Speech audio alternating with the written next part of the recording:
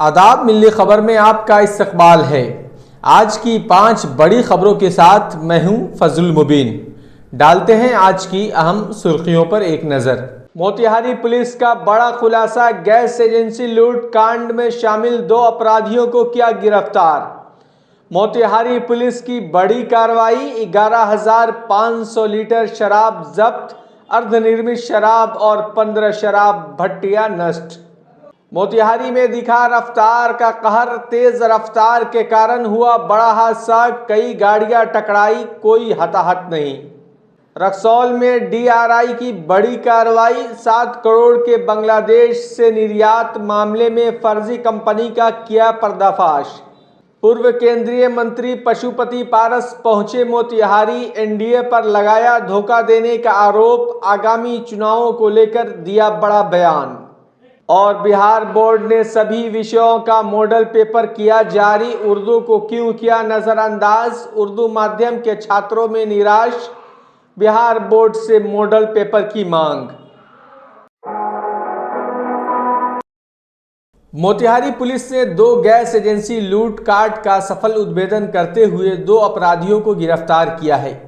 गिरफ्तार अपराधी राहुल और मंजीत थे और पहले केसरिया और पिपरा कोठी इलाके में गैस एजेंसी से लूटपाट कर चुके थे। इसके बाद वे केसरिया थाना क्षेत्र में अन्य अपराधियों के साथ मिलकर आगे भी किसी बड़ी लूट की योजना बना रहे थे। पुलिस को इस बारे में सूचना मिली और त्वरित कार्रवाई करते हुए पुलिस ने दोनों अपराधियों को गिरफ्तार किया है।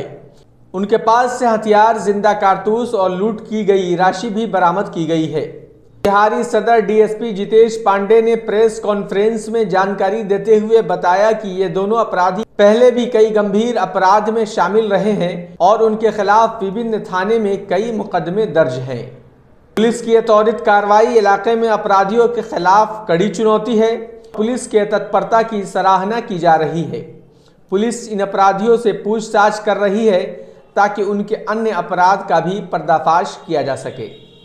पिपरा कोठी थाना क्षेत्र एवं केसरिया थाना क्षेत्र में हुए गैस गोदाम में लूट करने वाला अपराधकर्मी कुछ अपने अन्य साथियों के साथ राजपुर जिरात मंगल बाबा स्थान के पास इकट्ठा हुआ है तथा किसी बड़ी अपराध की योजना बना रहे हैं। पुलिस अधीक्षक महोदय पूर्वी चंपारण मोतिहारी के निर्देशानुसार एक त्वरित कार्रवाई करने हेतु एक विशेष टीम के गठन करने का निर्देश दिया गया। गठित टीम द्वारा त्वरित कार्रवाई करते हुए राजपुर जिरात मंगल बाबा स्थान पर छापामारी कर 2 अपराधकर्मी को गिरफ्तार किया। शेष अपराधकर्मी भागने में सफल रहे। पकड़ाए अभियुक्तों का नाम राहुल कुमार, उम्र 22 वर्ष, पिता शिव शंकर सानी साकी भटाहा, और मंजीत कुमार, उम्र 19 वर्ष, पिता राजेश सानी साकी भटाहा। बरामद सामानों की सूची है: देसी कट्टा 1, जिंदा कारतूस 3, मोबाइल 2, लोहे की चाकू 1, और केसरिया थाना क्षेत्र के गैस गोदाम के मैनेजर संजीव कुमार के आधार कार्ड, और केसरिया थाना क्षेत्र गैस गोदाम में लूट किए गए राशि 2500 रुपये। आपराधिक हाँ, अभी जांच की जा रही है। मोतिहारी पुलिस ने अरेराज, रक्सौल और मोतिहारी सेंट्रल में गुप्त सूचना के आधार पर छापेमारी कर 11,500 लीटर अर्धनिर्मित शराब पकड़ी है। साथ ही पुलिस ने 15 शराब भट्टियों को नष्ट कर कई शराब कारोबारियों को भी गिरफ्तार किया है। पुलिस को जानकारी मिली थी कि रक्सौल और अरेराज के दियारा इलाकों में महुआ से देसी शराब बनाने का काम चल रहा था। इस सूचना पर कार्रवाई करते हुए पुलिस ने इन इलाकों में छापेमारी की और शराब बनाने की प्रक्रिया में लगी 15 भट्टियों को ध्वस्त कर दिया। इसके अलावा 11,500 लीटर अर्धनिर्मित शराब को नष्ट किया गया। एसपी स्वर्ण प्रभात ने इस सफलता की जानकारी देते हुए बताया कि शराब माफिया के खिलाफ पुलिस की कार्रवाई लगातार जारी रहेगी और उन्हें बख्शा नहीं जाएगा। उन्होंने बताया कि पुलिस को इन अपराधियों के खिलाफ कड़ी कार्रवाई करने के निर्देश दिए गए हैं ताकि इस अवैध व्यापार पर पूरी तरीके से अंकुश लगाया जा सके।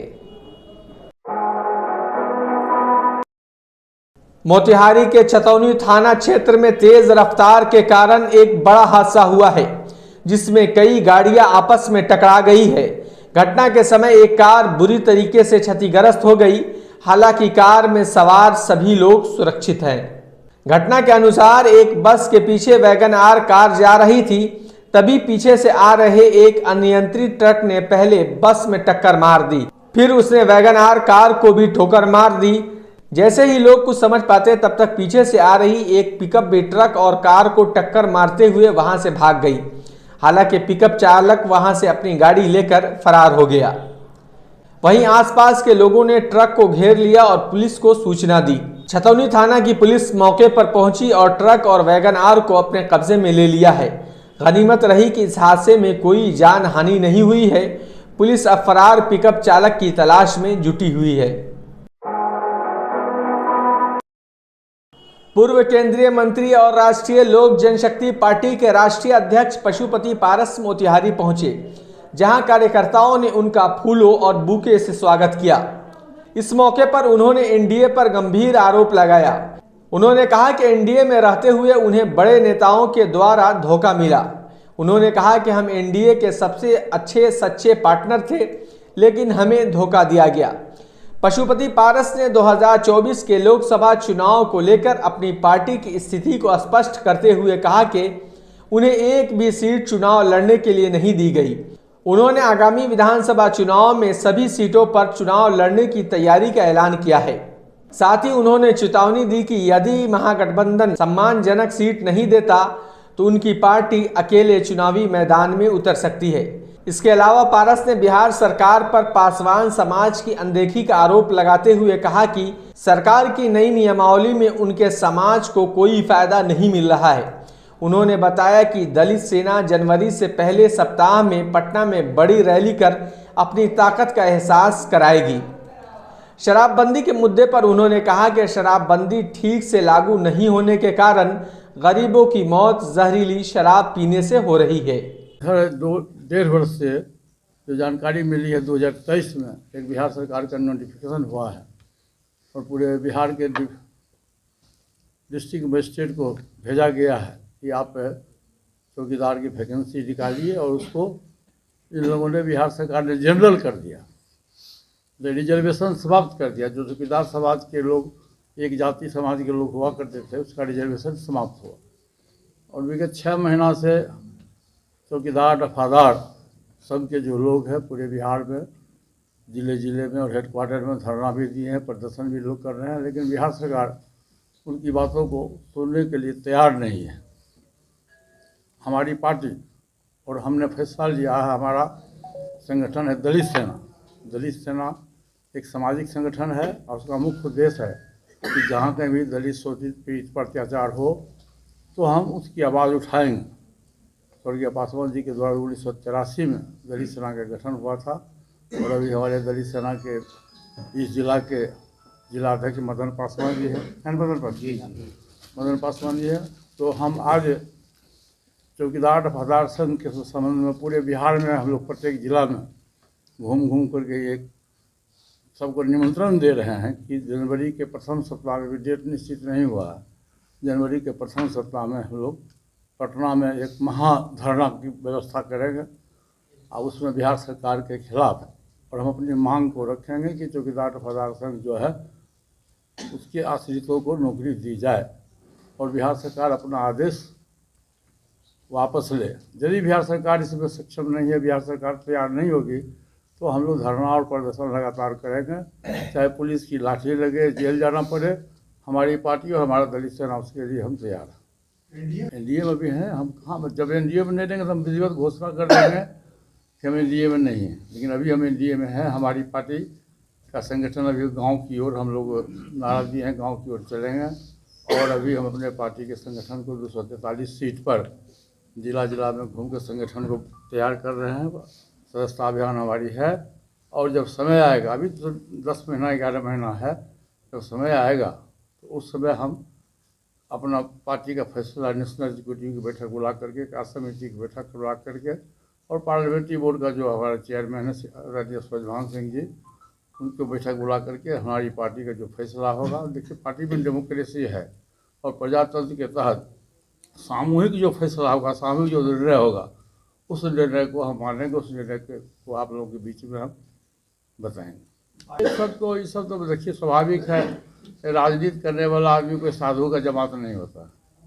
ये तो सब लोगों को पता है कि राजनीति करने वाला कोई खेतीहर किसान है, तो खेती करता है तो उसको चाहिए कि अच्छा किसान हो। अभी वकालत में वकील लोग हमारे साथ में, तो उनका भी पेशा वकालत करना। कोई डॉक्टर है तो डॉक्टरी का पेशा करता है, कोई इंजीनियर है तो इंजीनियरिंग पेशा करता है। सब में कहीं न कहीं व्यक्तिगत इंटरेस्ट है। तो राजनीति करने वाला कोई साधु की जमात नहीं है। निश्चित रूप से हमारी पार्टी का संगठन है। हम चाहेंगे कि हमारा अधिक से अधिक वर्कर्स विधायक बने, सांसद बने। तो उसमें हमारे साथ में, हमारी पार्टी के साथ में नाइंसाफ़ी हुआ है, इसमें कतई दो राय नहीं है कि एनडीए गठबंधन के तहत देखिए हमारी गलती नहीं थी। हमने बहुत 2014 से लेकर आज तक मैं समझता हूँ कि बिहार में सबसे अधिक विश्वासी गठबंधन के रूप में हमारी पार्टी रही है। लेकिन हमारे साथ में आप कह सकते हैं कि नाइंसाफ़ी हुआ, हमारे दल के साथ में नाइंसाफ़ी हुआ। फिर भी हम राष्ट्र हित में, देश के हित में जब लोकसभा का चुनाव हुआ तो हमारी पार्टी का फैसला था कि हम राष्ट्र हित में और देश हित में आदरणीय नरेंद्र मोदी जी के नेतृत्व में तीसरी बार सरकार बने, और हम लोगों ने पूरी ईमानदारी से एनडीए गठबंधन के उम्मीदवार को जिताने का काम किया। जिस गठबंधन के तहत हमारी पार्टी के साथ में उचित न्याय मिलेगा, हम वहाँ जाएंगे। नहीं तो 243 सीट पर चुनाव। लालू यादव के साथ नहीं जा सकते हैं?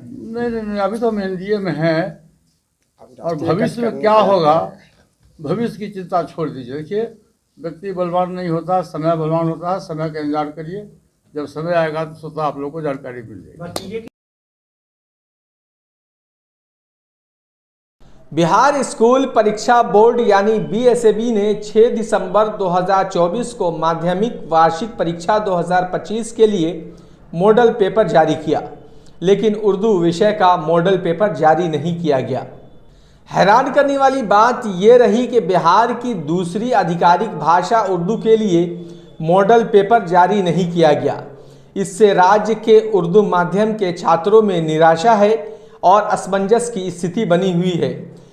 इन छात्रों का सवाल है कि जब सभी विषयों के लिए मॉडल पेपर उपलब्ध है तो उर्दू छात्रों को उनके विषय के लिए पेपर क्यों नहीं दिया गया। बिहार के विभिन्न पंचायतों और शहरों से ये खबर आई कि उर्दू विषय के मॉडल पेपर न जारी होने के कारण आगामी इंटरमीडिएट परीक्षा के लिए तैयारी में कठिनाई हो रही है। उर्दू एक महत्वपूर्ण भाषा है जिससे बिहार में एक आधिकारिक भाषा का दर्जा प्राप्त है। ऐसे में ये सवाल उठता है कि क्या उर्दू माध्यम के छात्रों को समान अधिकार नहीं मिल रहे हैं? क्या वे अपनी परीक्षा में सही तरीके से तैयार होने के हकदार नहीं हैं?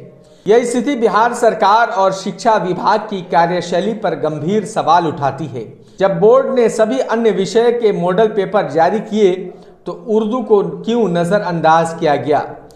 क्या ये छात्रों के अधिकारों का उल्लंघन नहीं है?